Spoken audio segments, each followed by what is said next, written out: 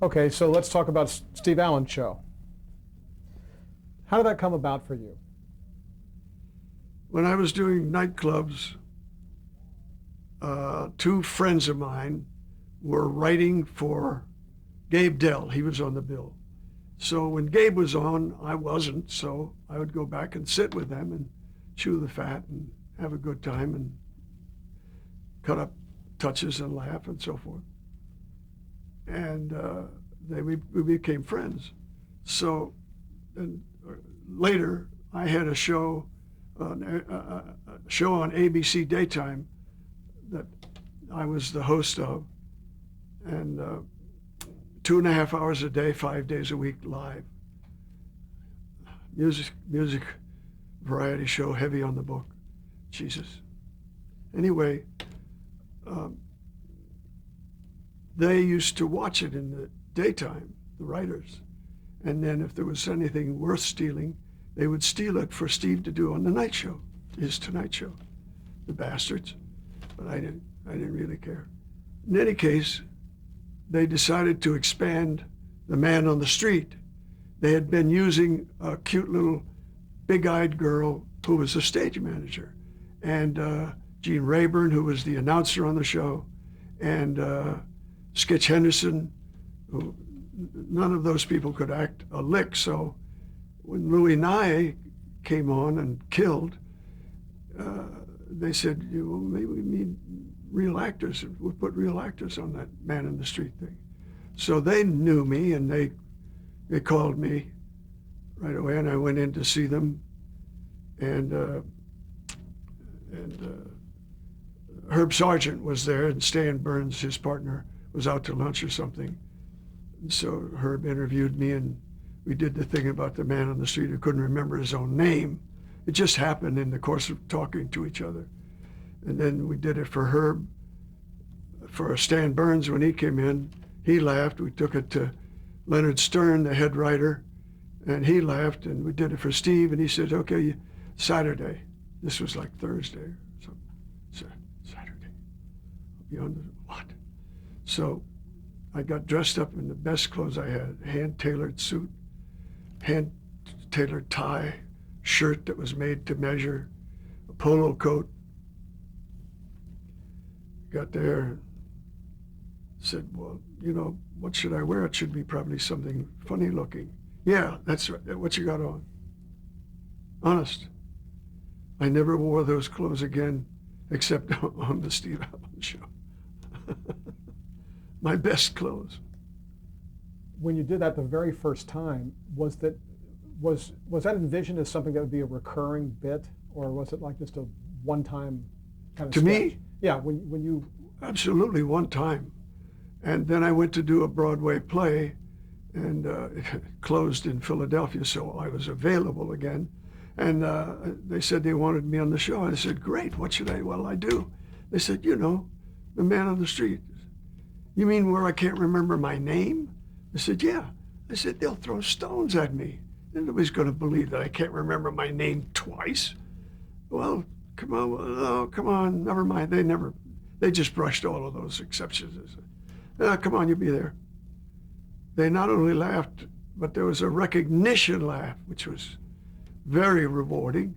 And I did it then for the next 3 years. But I guess that's the nature of jokes and television. It was so funny because I think Louis Nye was here. I think I was here and Don Knotts was here, something like that. And so I worried that the two guys, friends of mine, would be upset because my applause was always so much greater than theirs, So I worried for about a year, and it took me about a year to realize there was no difference in the applause. It was just my ears got real big when my applause started. So then I worried that those two bastards would think they were getting more applause than me. How dare they? It was a glorious time. If I didn't have something else to do on Broadway, off Broadway, someplace where I was acting, I thought I was out of work. That's how much fun it was. How often did that sketch occur in the show? every week. What was the, how did the Steve Allen show differ from the Tonight Show that he had done previously to that? Well, it was quite a bit more expensive to do, and quite a bit more planning went into it. I mean, after all, when he started the Tonight Show, he didn't have any writers. He just, you know, he was extremely bright, gifted man. And he couldn't have been a nicer boss, you know. He hated to rehearse. He had this funny idea that if he knew the punchline to a joke, everybody in the world knew it. So he didn't want to hear it. So we didn't do punchlines when we did the sketches. He'd say, "How much is a ring ding? A doodad?" The answer would come back. I remember Don Knotts used to have a thing where he said, "Are you nervous?" And Don would say, "Nope," terrified. So when they rehearsed it, Steve says, "Are you ring-a-ding?" And Don said, "Zeep." So he wouldn't give away the punch. It was really fun. It was really fun. Then he moved to California and things fell apart. I didn't go.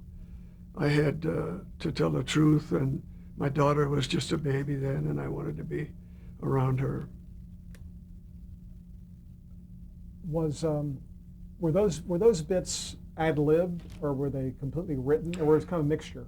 Both, very much so. Because remember Peggy Cass came on the show one time, and she was determined to rehearse her lines. Well, that made Steve nervous because he didn't want to hear those lines where the jokes were. But anyway, so I said to her, I said, "You know, Peggy, it's fun on the show if you can fool Steve, you know, and get him crazy and make him laugh and surprise him. That's the best thing you can do, if you can surprise him." She looked at me like I was crazy, and I wouldn't do. What's my line again? You know, she did her exactly the way it was written, which was funny, but by the time we did it, everybody had heard the stuff. There was no surprise. There was no feeling of immediacy, which we tried always to capture, as if we were just making them up, whether we were or not. And as a result, you know, we had a lot of laughs on that show. Us guys. Louis Nye just killed me. I laughed at everything he did without realizing that we weren't in the same frame. We weren't in the same piece of tape. So I could. And one time, I think I was, I played Elvis Presley in the Army. And I was standing, and Louis was right here sitting. And when he did his stuff, I just fell apart. I hadn't realized that I'd been falling apart for years, but the camera wasn't on the two of us at the same time. He was a gloriously funny man. I'm going to mention some names and just get your reaction, okay, to each. That would include Louis Nye. But let's start with Louis Nye. Any other thoughts about working with him and also his character in the Man on the Street bit? Well, I always thought that among comedians and comics, if you just tapped him on the shoulder and said, "Be funny," Louis would win out every time. He was just funny. And he was also a sweet, sweet man. I loved him dearly. His Gordon Hathaway, people thought that he was doing a homosexual when he was doing Gordon Hathaway. "Hi-ho, Steve Areno." He was doing a woman. He was doing a woman that he knew. Because I saw him one time before the show started. He was doing, just amusing himself.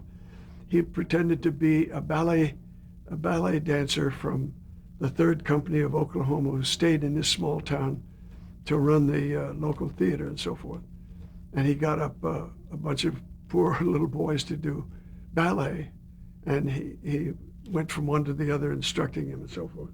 and he was gay as a March breeze. So it was just hysterical, and nothing like his Gordon Hathaway. God, he was funny. What about Don Knotts? Don Knotts is an angel. I'm sorry to say that he's not feeling well. He's got something with his damn lungs. I haven't seen him for a while, but I talked to him, and I love him. And he's one of latter-day genius. Don used to say, when we were doing the Steve Allen show in New York, I'm going to Hollywood. Going to Hollywood, going to be in motion pictures. And I would look at him and say, who the hell is going to have you in a motion picture? For God's sake, you know, Cary Grant. I didn't say that, but that was the feeling. He came out here and starred in motion picture after motion, television shows and motion pictures. He's genius. But I can't remember the thread that I was going to pull regarding Don. He's such a sweet man. But well, as his man on the street character, you mentioned that your character came about, you know, in one of those early interviews you had to be hired for the show. What about those other characters? Did they come from those performers, or did they come out of sessions, brainstorming sessions with the writers? Don did a bit on the Tonight Show. Steve did the Tonight Show and the Sunday night Steve Allen show at the same time for a little while. But I just happened to be watching the Tonight Show when Don came on. I'd never seen him before, in a doctor's smock, and he had a little pill that was a tranquilizer in case you were nervous.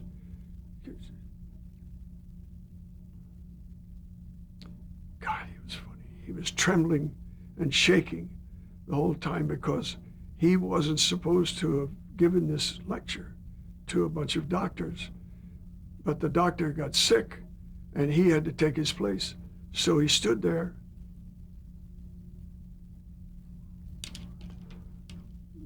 Doctors, you know, and he did this thing, and I'm watching he's trembling and really funny. And then he says, "Is there a doctor in the house?" And I said, "I got you. That's a cheesy joke. That's not that funny."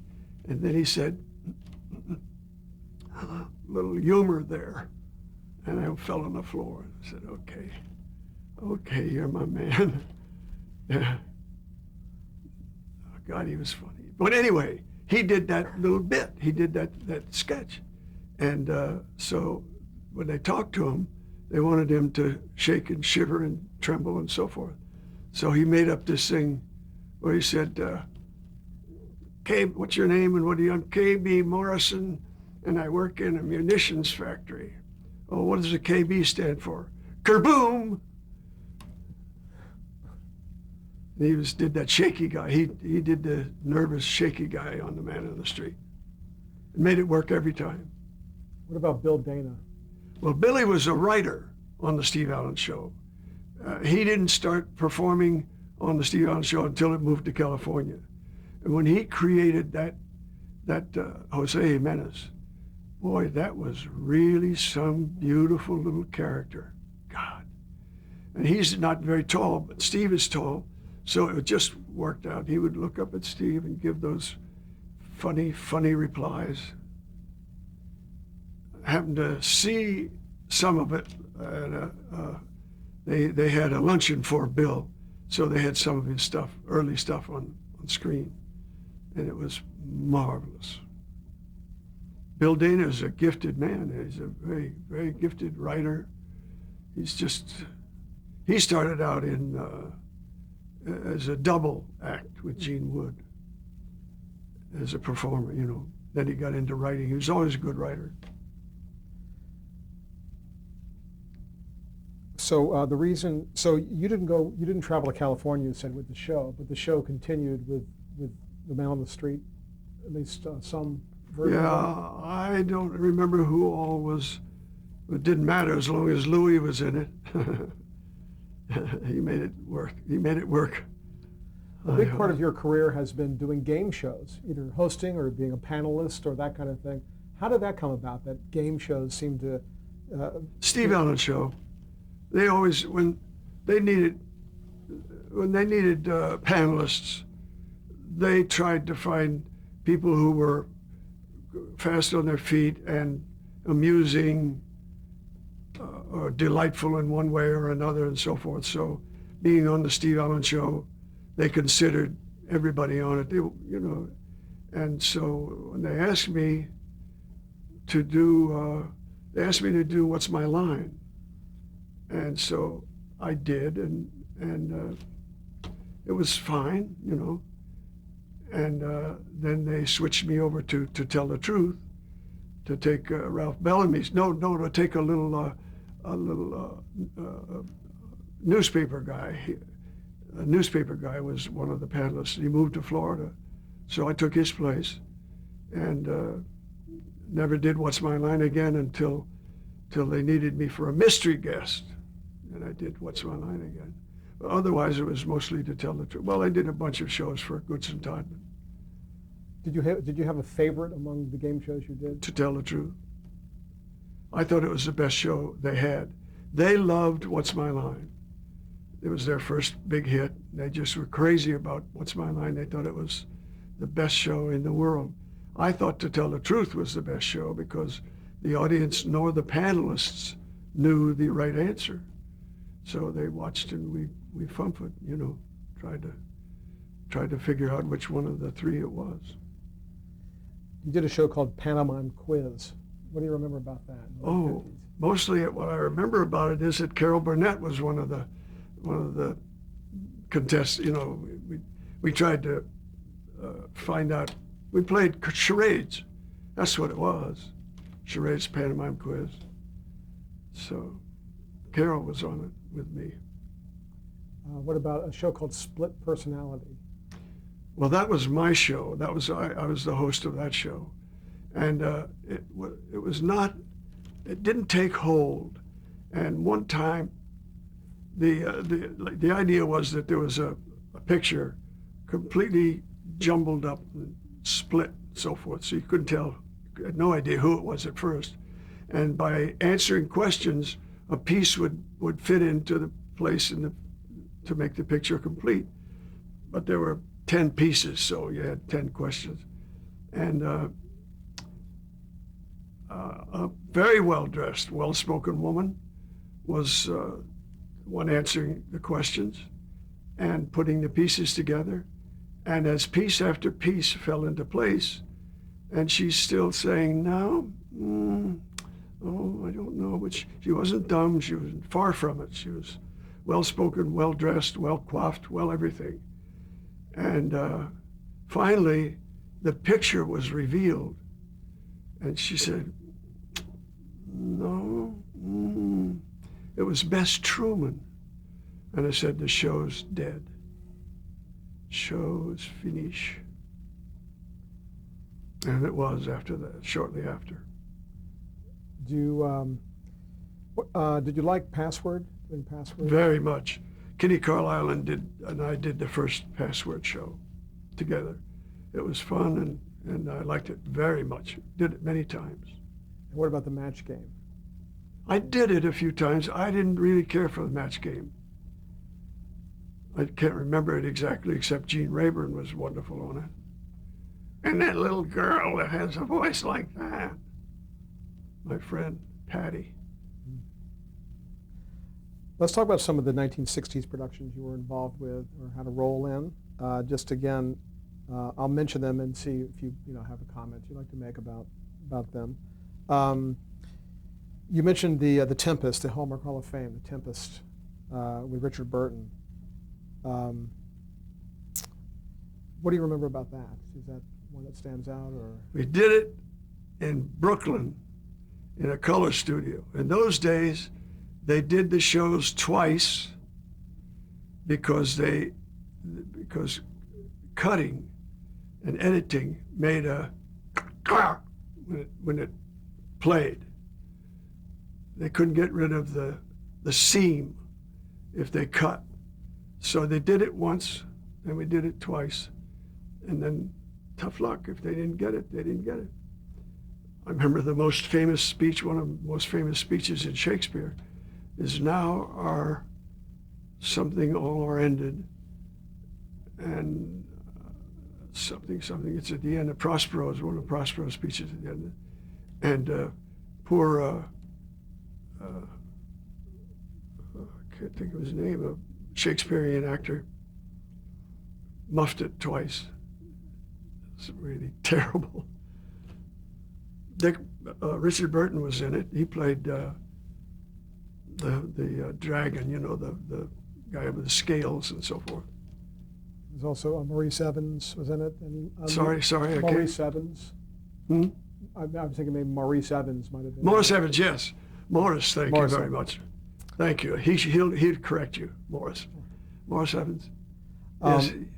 Now, there was a popular dramatic series called The Defenders with E.G. Marshall, and you were in an episode of that. Did you at that point enjoy drama over comedy or comedy over drama? Did you have a preference for the type of roles you would play? It was mostly whatever the job was. I dare say there are some things that I didn't enjoy particularly, but most of the time I enjoyed what I was doing. I always tried to work hard to flesh out the character I was playing and make it real and so forth. So I always did the best I could. What about a variety show or something like a Bob Hope special versus? I always enjoyed variety. And there's a terrible drawback to variety shows. Well, certainly when they were live, that's what I was thinking of. There are quick changes between every scene. Every scene you have to change into another costume. I hate changing costumes. Oh, talk about putting myself in a untenable position.